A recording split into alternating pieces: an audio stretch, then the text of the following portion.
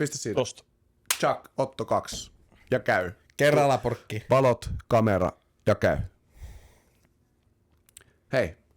Runkosarja pelattu loppuun. Pudotuspelit alkaa lauantaina Kyörön Kykyä vastaan. Meillä oli Kauen tokassa jaksossa. Puhutaan Kauesta. Kausi on ollut taas tauolla. Tehdään comeback joka kerta, kun tulee uusi jakso. Ja tokassa jaksossa uumoiltiin vähän että kuka yksittäinen pelaaja, mikä joukkue ehkä pärjää tänä kaudella tuossa runkosarjassa. Ja aika vertailla vähän näitä meidän aikaisempia, onko nämä nyt sitten arvauksia vai veikkauksia näihin lopputuloksiin. Kohta nähdään, oltiinko asiantuntijoita vai ihan vaan puuhastelijoita. Turisteja. Turhisti. Joo, ensimmäisenä arvuuttelun kohteena pistepörssin voittajaa lähdettiin veikkaamaan ja käsittääkseni aika monta bingoa sattui nyt meidän lapuille. Sehän osui ja uppos. Sivulla Urpo, ainakin mun ja Villen paperissa. Niin mulla oli kokeiltu tosiaan Häykkää, eli Eetu Häyristä tänne pistepörssin voittajaksi, mutta se ei nyt mätsännyt. Mulla on kyllä Upi mainittuna ja tuommoisena sivuosumana on tuossa toi Rastamo Savosta. Rastamo pistepörssi 3, niin se oli Panu sulta ihan hyvä semmoinen haistelu. Kiitos. Hyvin on Rastamo pelannut. Savossa saanut kyllä isoa roolia ja ottanut ja käyttänyt ihan hyvin. Se on ehkä Upilla ja Rastamolla ollut vähän samantyyppinen rooli, että kantaneet isoa vastuuta siellä hyökkäyspäässä. Häykkää ei ehkä ihan niin isolla vastuulla, kun on niin kuin laajalta rintamalta päässeet takomaan, mutta Upi tosiaan toista kautta putkea aika vakuuttava voisi sanoa, että ei oikeastaan ohipelejä tulee ja Rastamo oli ehkä semmoinen yllätyshaku jokerikortti tässä listassa, että loukkaantumisten jälkeen aika kovalla innolla teki sitä comebackia ja näyttävästi on kyllä tullut takas liigaa. Kyllä. Mukavia tommoset paluut, että vaikka on vähän vastoinkäymisiä, niin sieltä tullaan ja nousta. Kyllä. Mutta toi oli aika selkeä. Aika selkeä. Oli. Asiantuntijoiden mielestä. Niin. Ei oltu ihan turisti. Mullakin oli varmasti toi mun kärkiveikkaus tossa, niin ihan vaan siis semmonen, että herättäisi keskustelua. Upia mäkin olisin veikannut, jos mä olisin niin voitosta. Ihan tosissaan. Niin. Joo. Mä oon tämmönen isäntä, niin kato mä aiheutan tämmöistä keskustelua tässä. Kyllä. Onko ihan pakko? Mitä S-pörssi on listattu toisena. S per erät. Voittaja oli... Villellä oli Muukkonen. Mä sanoin Aleksi Muukkonen. Muukkonen oli siellä eräkohtaisissa, mun mielestä olisiko ollut 2 vai 3, että ei yhtään hullumpi haku. Mun arvaus sattuu tuonne toiselle puolelle soovaa. Veikkasin Ville Kuukasjärveä. Mä pyörittelin siellä vähän Posoa ja Villeä, mutta Poso sitten lähti pois, kun tajus, että ei vaan riitä S-pörssi kärkeen, niin päätti lähteä muualle. Paineita. Mutta yksi, mikä oli ihan puhtaasti taktinen. Ei mainittu sanallakaan Raneesta. Rane on kattonut jaksoja ja päättänyt, että niin nyt lätisi. Joo, ja Rane ei onnistu syötössä sitten myöskään pudotuspeleissä. Että kannattaa katsoa se tämäkin jakso sitten. Joo, mutta on ollut kyllä Ranelta, niin varsinkin se kauden alku, niin kanto siellä hyökkäyspäässä, mutta kanto myös siellä syöttöpäässä, että siellä oli aika moni rotaatio, milloin Rane on ollut syöttämässä, niin aika mukavasti plussalla, niin se on ollut kyllä niin kuin pelkästään, jos mietitään Ässiä, mutta se, että siinä oli S-virhesuhde oli aika kohillaan oikeastaan koko kauden ollut, että kovaa työtä Ranelta. Joo, ja Rane on niin tuossa syötössä kunnostautunut. No ylipäätään niin musta tuntuu, että se on tosi hyvä niin erään lopuissa ja tiukoissa paikoissa. Että 20-20 tilanteessa, kun se menee syöttämään, niin kyllä se yhden kaapasee siihen ainakin S. Mm-hmm. Joo, ja mä muistan useamman pelin silloin varsinkin syksyllä oli sillä, että mentiin 20 tasoissa ja sitten Rane veti 3 syötön putkea ja siitä 1 tai 2 oli S. Niin mikäs siinä? Rallatellessa. Mä oon miettinyt sitä, että onkohan se Ranella toki voi olla, että johtuu mistä tahansa, mutta että voisiko se olla tuosta Pesiksestä jäänyt tonne takaraivoon semmoinen, että nyt on paikka ratkaista, että siinäkin ollaan aika yksin sitten sen pallon kanssa.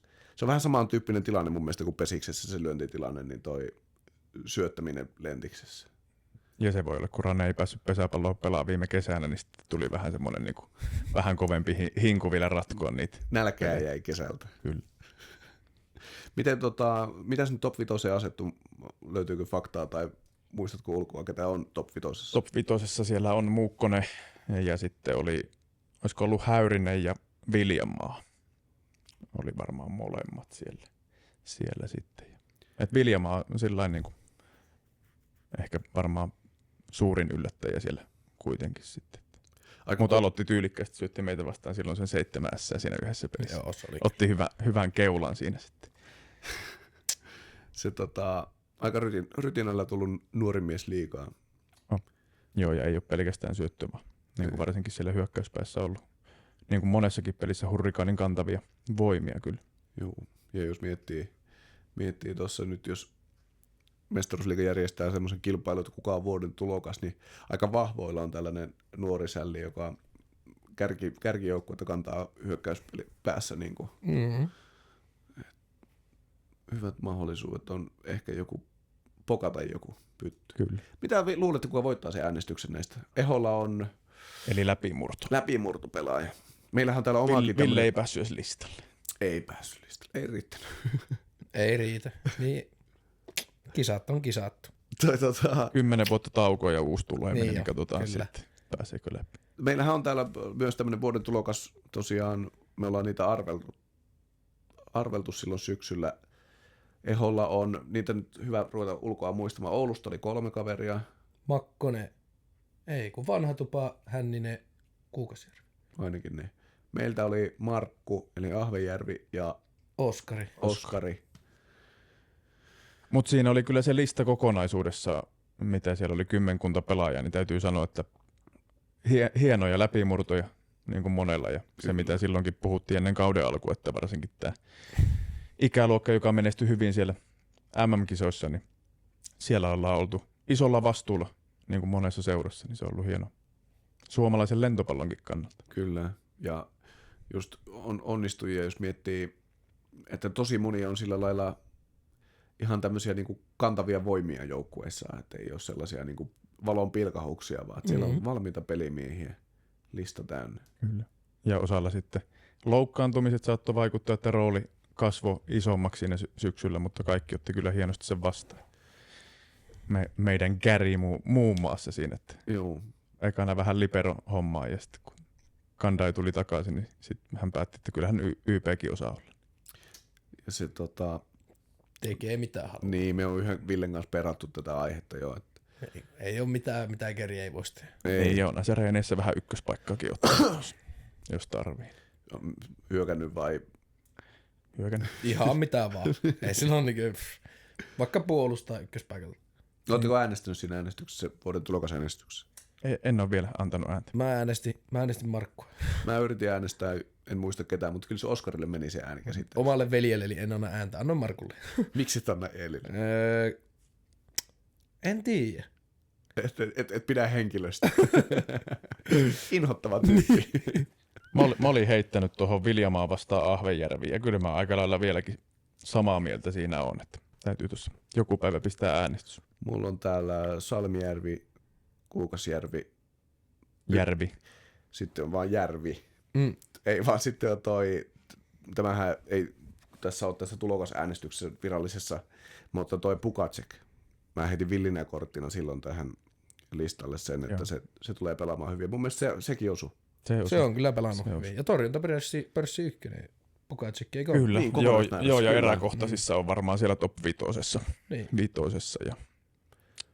Ja hyvä syöttö ja hyvin hyökännyt. Kokonaisuutena hyvä hankinta. Paikkasko hakkuria jopa jossain kohtaa kaudella, eikös vaan? Kyllä, joo. Ainakin semmoinen peli jäi mieleen, että taisi Turussa pelata hakkurina sen jonkun peli. Joo. Muista, en ole nähnyt sen pelaavan, mutta muistan vaan kun Jassen kanssa soitiin, että se siellä pyöritteli, että mitähän nyt, kuka pelaisi hakkurina? Joutuuko Leppälä ottamaan? Niin. Leppäläkin on semmoinen vakiohaa, mutta yhden kerran pitäisi tehdä sellainen, että sä tästä meidän podcastissa semmoinen bingolappu, että sitten kun Leppälä on mainittu, niin saa rasti. Yleensä. Ekaan 10 minuuttiin saa. Niin, Oskari tekee mitä haluaa, sit saa rastia. Vakioahjeet. Tulokkaista varmaan luonnollisena siirtymänä voi mennä tuohon Pro Libero-kilpailuun. Sieltähän löytyi voittaja Loimaalta ja ainakin mun kupongilta.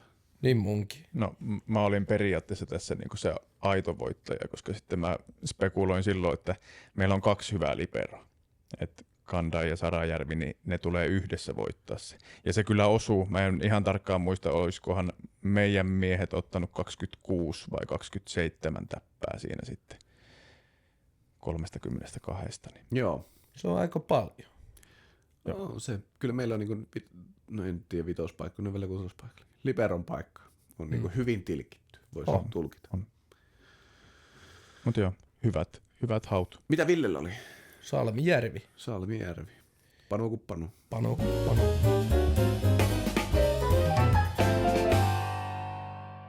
Kauden yllättäjäjoukkuetta taidettiin tässäkin olla aika yhteisellä sävelellä arvausten suhteen.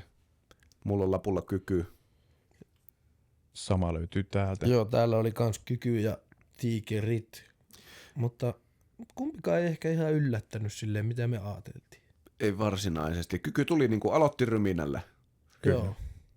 mutta on tainnut tiikerit vähän alkuryminä taisi mennä loukkaantumisten kanssa. Ne oli vähän vuorotellen kaikki. Mm-hmm. Jossain kohtaa muistan soittaneeni Jassen kanssa taas ja se arvuutteli, että arvaa kuinka paljon ollaan pelattu sillä kuusikolla, millä niin kuin ajateltiin, että on ykköskuusikko. Ja se oli siinä kohtaa joku, mä arvasin, että no 1 peli, niin se oli joku 18 pistettä tai joku se määrä, minkä ne oli päässyt sillä niiden oletetulla ykköskuusikolla. Eihän se nyt päätetty tietenkään ole ennen kautta, että mikä on ykköskuusikko, mutta ehkä semmoinen Jassen spekulaatioissa niin ykköskuusikko, niin se sanoo, että Mutta tiikerit, ne on kyllä nyt ottanut loppukiri. Todella hyvä loppukiri. on ja sopivat siis toi 7 ja 3 vastakkain Oulu Tiikerit. Aika vaikea sanoa, että kumpi on varsinaisesti. Siinä voi käydä kuinka vaan. Joo, ja Oulu ihan- on suorittanut niin kuin läpikauen tasaisemmin, mutta Tiikerit tulee aika kovaa. Ja ihan varmasti tulee niinku hieno ottelusarja, että kuitenkin. Vaikka etäisyyttä siinä on kilometrejä aika paljon, mutta ihan varmasti fanit liikkuu siinä välillä. Niin Pikkusen, jos saisi siihen vielä semmoista 1-1-2-2 asetelmaa, niin siinä voisi aika kova vitospeli olla tulossa. Siinä voisi olla, joo. Oulussa. Ja paljon 1400. Niin.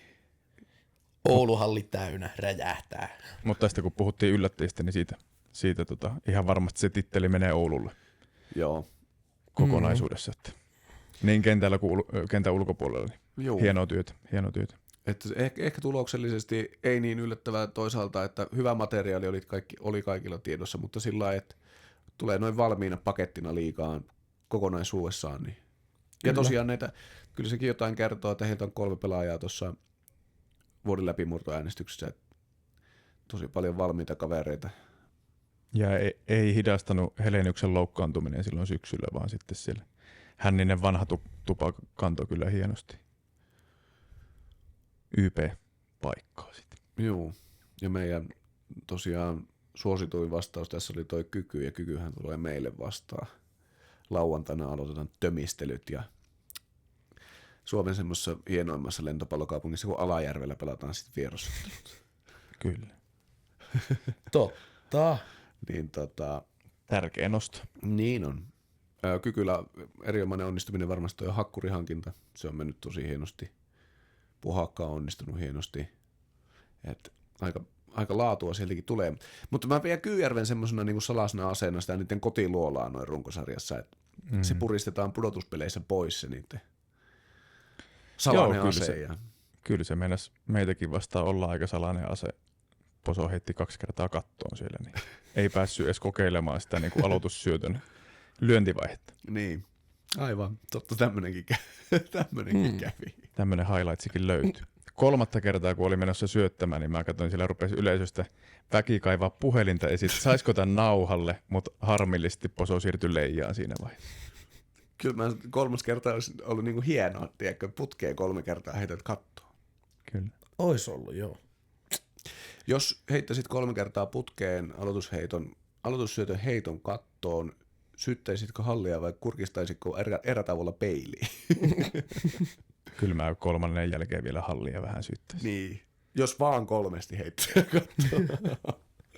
Ei vaan. Mitäs meillä on käymättä läpi tästä meidän kupongilta? Paras torju ja torjunnat per erät. Kaunistohan se vei. Niin taisi Villeltähän se sieltä löytyi. Ja kaikki heitettiin myös Taposta siihen, jos en ihan väärin muista. Monesti Taponen oli, mulla on Taponen täällä. Taponen oli 3. siinä torjunnat per erä. Että ei se kovin kauas osu. Ei. Se on kyllä sellainen jönnykkä se Kaunisto, että se haalii niistä isoista palloista jo sen kiintiön määrän per peli niin kuin torjuntoja. Että. Torjuu tälleen näin kakkospaikan ylitte, ottaa yhden ja sitten heittääkin 5 tolle ja torjuukin yhtäkkiä molemmat. Niin minkäs teet? On tosi fyysinen. Se on niin kuin jotenkin fyysisempi vielä, mitä muistaa aina, kun se näkee.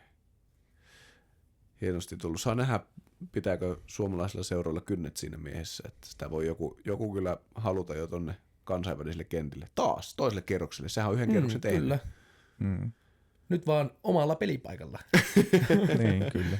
Joo, ja ihan varmasti kyllä niin kuin KV-peleissäkin, niin siellä osaa tehdä yhtä ruman lipan, niin uskon, että se on kyllä. Ihmettelen, jos jää Suomeen. Joo.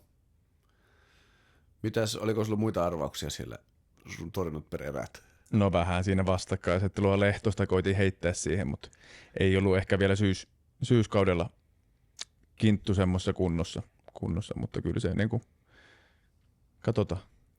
katsotaan rupeako nyt playereihin lämpenee. Playoffeihin 60 torjunta. Niin sit katsotaan miten osuu. Niin, mutta se on kyllä ehkä se perustuu aika paljon siihen nopeuteen se torjuntamäärä ja tuommoinen paha akillesjännin vamma takana, niin voi olla, että sitä pikkusen vielä semmoista potkua puuttuu. Joo, ja sitten siellä taisi tulla vähän jotain muutakin vammaa siihen päälle, mikä sitten hidasti sitä touhua sitten. Joo, että ei tosiaan elää ehkä samalla tavalla kuin Kaunisto noista isoista palloista ja isosta ulottuvuudesta, vaan ehkä semmoista yllätyksellisyydestä enemmän. Kyllä, enemmän se on sitä pelitenpopassien torjumista sitten. Mites pudotuspelit alkaa? Varmaan tuossa perattiin jo sitä, että odotetaan tuolta Tiikerit Oulu-sarjalta sellaista jonkunlaista taistoa. Miten muut? Onko selkeitä puolivälieräparit? No se Valepas Savo on kyllä kimurantti. Että kaikki tietää sen, että Savossa on potentiaali nyt ollut niin kuin aika isoa vaihtelua sen tason suhteen, mutta sitten vähän sama ollut Valepallakin. Että siellä kuitenkin jonkin verran ailahtelee se, että ihan varmasti se. Se voi mennä kummin päin vaan. Tiedätkö, siinä on 2 Ville Kuukasjärvi, suuri ajatteli. 2 joukkuetta ja ne pelaa Lenttistä, niin ihan tahansa voi voittaa. Se on just näin. Oisit sanonut vielä, että pallo on pyörä. Täältä. Mutta se, että mihin se tulee ratkeamaan se ottelusarja, niin kyllä se varmaan se, että miten siellä ne ykköslaiturit tulee pitämään. Hakkurien taistohan tuo on selkeästi. Urpo sivulla vastaan Rastamato. Se kumpi tekee 40 pistettä ennen voittaa. Mutta kyllä toi rouhii tuolla aika kovalla syötöllä toi Valepa hyvänä päivänä rikki sitä Savon peliä. Et mun mielestä Savolla on kuitenkin sitten senttereinäkin Siirillä määrätyn määrän kanssa pystyy tietyllä teholla hyökätään. Ja sitten on siellä Savokin parhaimmillaan hyvä syöttöjoukkue. Sieltä löytyy kuitenkin Muukkonen, Tikkala, Rastamo kuitenkin semmoista suht reipasta hypääriä. Tämä ratkeaa syöttöpeli. Joo, mutta tosi hyviä pareja tähän mennessä. Tätä meidän paria me ei ehkä lähdetä sen enempää spekuloimaan, sehän kuulostaa niin kuin pahimmillaan pahalta. Koska joo, se on ihan. Tässä on niin kuin mahdollisuus ainoastaan sillä lailla kuulostaa ylimieliseltä tai sitten semmoiselta, että on väärässä seurassa töissä. Kyllä. Niin ehkä se voi jättää perkaamatta. Hurrikani Tuto. Viime vuoden niin kuin klassikkopari. Nostaa niin kuin niskakankaalla karvat pystyyn. Ja on ollut 2 viimeistä vuotta. Onko näin? 2 vuotta sitten oli puolivälierät ja viime vuonna oli välierät. Onko molemmissa ollut tiukkoja taistoja? Eikö viime vuoden välierät ollut semmoinen niin kuin. No se oli tiukka jo erien puolesta, 3-2 pelejä paljon, mutta se meni 4-1. Aha. Mutta sitten puolivälierä silloin edellinen vuosi, niin se oli 3-2. Joo. Mutta se Tuto, ne on parantanut. Niillä oli tuossa, että vaikka Mesko tuli, niin oli ehkä pieni semmoinen aallonpohja, mutta siinäkin oli vähän sairastelua ja kaikkea tämmöistä. Niin. Mutta nyt on pelannut pari viimeistä peliä pirteästi, mutta varmaan suuri haaste siinä, että millä tavalla Tuto pystyy raapimaan Loimalta sitä tulosta, että ihan varmasti Kupittala on pelannut hyvin, niin kuin mekin käytiin ennen joulua testaamassa, että ei lähtenyt. Se meni huonosti. Joo, ei ollut hyvä peli. Se oli Meskon se paluupeli, Niin. saatiin Turkuun vähän hypeä. Niin ja sitten, niin joo, että annoitte. Niin. Joo, niin. Mäkin sain palautteet, että se oli ilmeisesti mun läksiäislahja sitten Turkuun. Jaa. Mutta ei siitä sen enempää. Kiitos.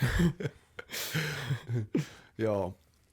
No, mä luulen, että nämä tulokset, mun pitäisi lähteä tuossa töihin, niin nämä meidän hienot kupongit on arvioitu. En ole kyllä pitänyt sellaista pistetilannetta, kuka meistä nyt pärjäsi parhaiten tässä. Mutta mun mielestä oltiin aika asiantuntijoita. Niin, kun me vaan perkaillaan. Eikä tää ollut niinku kilpailu. Kun mietittiin vaan ja näille höpöteltiin, mutta en mä jaksa kyllä enää höpötellä. Olisi pitänyt lyödä joku panos. Lyötiinköhän me joku panos? Asuntolaina, eikö se ollut? Niin oli. Ja siis mulla oli 6-8 oikein. Niin. Ja itse asiassa tuossa kun noi korot vähän nousee, niin ottakaa vaan se laina. Niin, joo. Mulla on täällä niin paljon vaihtoehtoja, että kyllä mäkin saa aika paljon pisteitä. En mä tiedä, haluanko mä mennä tankille itse asiassa nyt, kun kallista tuo bensa. Niin, Tankille niin bensaa olisi hyvä panos. Joo. 300. Vielä kun ruoan hinta nousisi niin, että lounaan veto olisi niin kuin yhtä kova panos. 50. Kahvipakettiakaan ei uskalla ottaa. Ei. Käden puristuksella. Kyllä, mennään sillä. Joo. Joo, ja Mutta hei, ketkä jatkoon puolivälieristä? No, meidän sarjaa, se on selkeä. Hurrikaani 3-2. Just ja just. Mä sanon Tiikeri ja Valepa. Mä sit sanon Oulu ja Savo. No, mä sanon sitten Oulu ja... Eikö sä sano Oulu ja Savo vai? Sä sanot Oulu ja Kyky. No, sit mä sanon Tiikerit ja Savo. Savo yllättää. Selvä. Me varmaan yritetään tehdä nyt sitten ainakin ennen välieriä uusi jakso, niin arvioidaan sitten tätä. Katsotaan, miten on mennyt. Niin, eikä sitten jaksa kuitenkaan tehdä mitään. Mulla on töitä ja allergia, niin ei näitä Mullakin voi on iso allergia. Mille sä oot allerginen? Kalaa. Vähän kaikelle. Sä söit just kalaa, minkä sä tulit. Mä oon koivulle ja lepäälle ja heinälle ja varmaan vähän teillekin.